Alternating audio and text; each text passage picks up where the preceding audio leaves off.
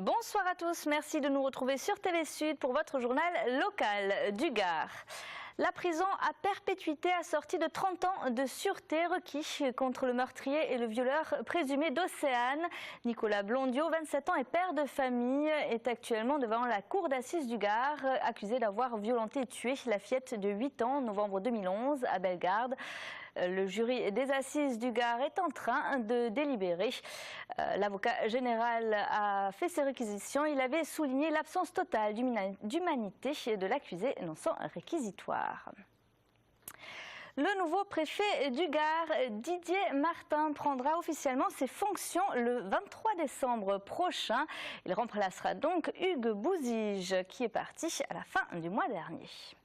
La campagne électorale pour les prochaines municipales suit son cours à gauche. La députée du Gard et candidate socialiste à la mairie de Nîmes présentait ses colistiers aujourd'hui. L'affrontement avec le duo UMP-UDI composé par le maire sortant Jean-Paul Fournier et son adjoint Yvan Lachaud ne lui fait pas peur. Écoutez. Il y a beaucoup de personnes qui sont très déçues de ce nouveau mariage de raison. Donc il y a beaucoup de gens, y compris à droite, qui sont très déçus que l'offre à droite demeure la même et de façon un peu artificielle. Donc ceux-là, vers qui ils vont se retourner, je pense que je peux leur proposer autre chose.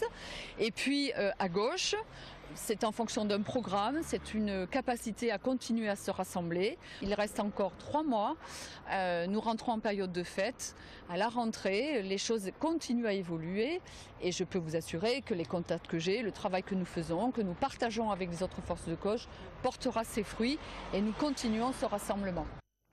Le 12 janvier prochain, 3 alpinistes vont se lancer dans l'ascension de l'Aconcagua, le plus haut sommet argentin qui culmine à 6962 mètres de haut. Le tout sans oxygène, c'est leur 3e tentative. Un défi sportif doublé d'une expérience médicale réalisée en faveur des malades souffrant d'insuffisance respiratoire. Olivier Michel.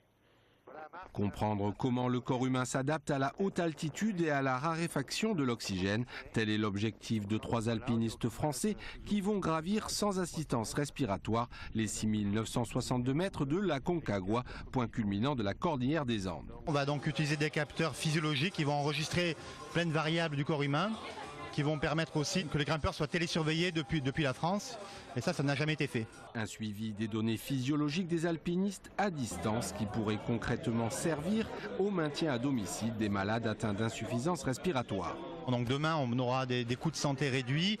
Si les patients sont chez eux et sont extrêmement malades, on va pouvoir donc les télésurveiller à distance, donc les rassurer, éviter un petit peu leur isolement et surveiller vraiment leur carte de santé au quotidien. Parmi les 3 alpinistes, un recordman du monde, Marc Battard, a en 1988 gravi en 24 heures l'Everest sans oxygène, un record qu'il détient toujours à 62 ans.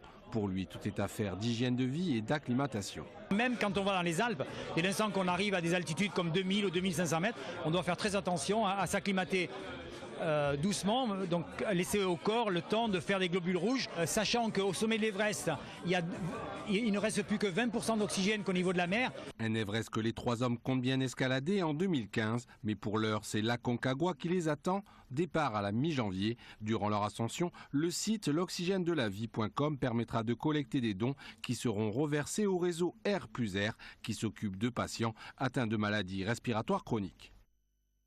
C'est la fin de ce journal. Merci de l'avoir suivi. Retour de l'actu dès ce soir sur votre chaîne locale à 20h30 avec l'info de votre région. Passez une très belle soirée sur TV Sud.